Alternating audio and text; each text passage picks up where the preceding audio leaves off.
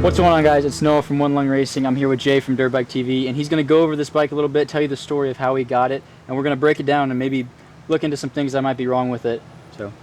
So as you can see, it's a 50-year-old Husqvarna. It's a 400 CR, not a CR 400.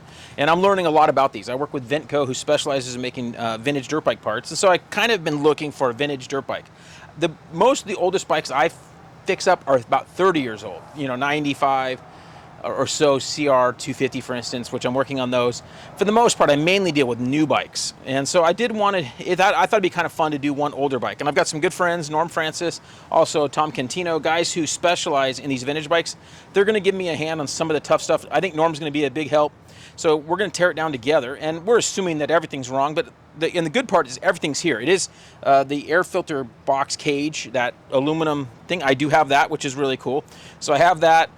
Some of the harder parts, you can see it's the wrong tank for this bike. It should be a much bigger tank for the 250. Everybody notices that right away. So Norm's going to help us with that. So we're going to tear this thing down completely. You can see the exhaust even has a super trap welded onto the end.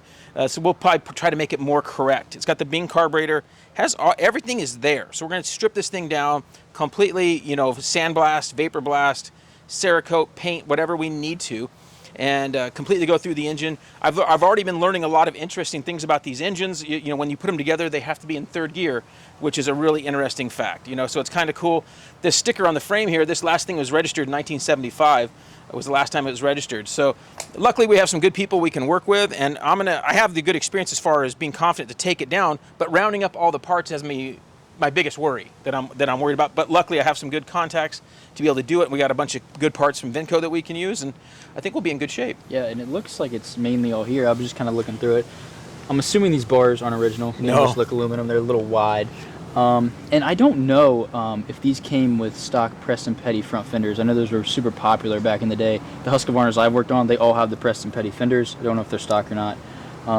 To me, it looks like somebody's made a skid plate, which is actually kind of cool. It seems like they've done a decent job, but it depends on what route you're trying to go with it. If you're trying to race it, probably take the skid plate off. If you're trying to, go to the desert for a trail, keep the skid plate on. I think when I finish this thing, it's going to be more of a show bike. I don't know. I don't think I'm going to be racing it a whole lot, and I'll probably want anybody else racing it by the time I get it done. So I think we can get this thing done fairly quickly over the next few months. We'll get her torn down in the next couple of weeks. We're going to get it torn down and then just kind of get everything farmed out to get it done. And it's not too bad a job. Moto seat, has the pattern for the seat foam and cover, so that'll be nice, and we'll round up everything else we need.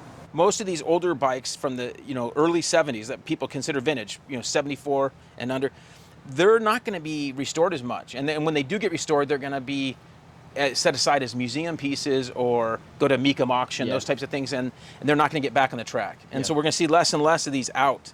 And so that's why I think you're going to have to start moving into the late 70s and to the 80s to have vintage bikes. And that's cooler for guys in their 40s or early 50s. They'd rather work on bikes from the 80s. Yeah. And so I think that's where the future of vintage to me is in the 80s bikes, and showcasing those. Yeah, I think the 80s are really cool, and I think that's definitely something that's going to become more of a thing. It's cool to me to watch somebody that's going to take a bike like this and tear it down and actually make it run and rideable, because I even went to the Barber Museum in Georgia, and it seems like a lot of their bikes are showroom quality, and then you actually look at them and there's paint runs, and it's not perfect. So it's cool to see somebody that's actually gonna take it down and make it riding and also look good at the same time, because there's a difference. That's the goal, for sure. Awesome.